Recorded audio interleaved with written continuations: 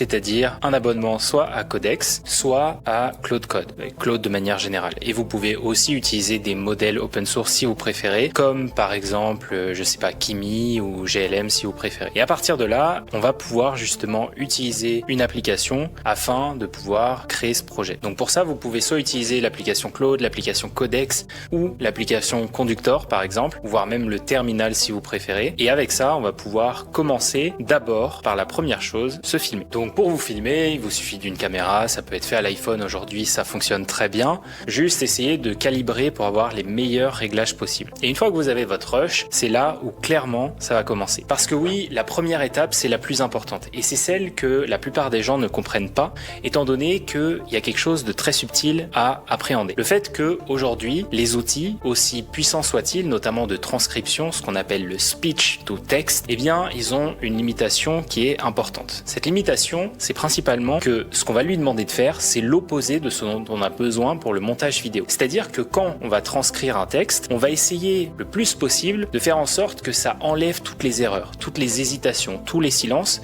pour avoir simplement le texte qu'on veut. C'est le cas pour toutes les technologies, par exemple les applications telles que Whisper ou autres qui vont faire en sorte d'avoir la donnée la plus propre possible pour faire par exemple de la transcription de réunion ou essayer de transformer n'importe quelle vidéo transcrite en quelque chose de plus précis, de très organisé.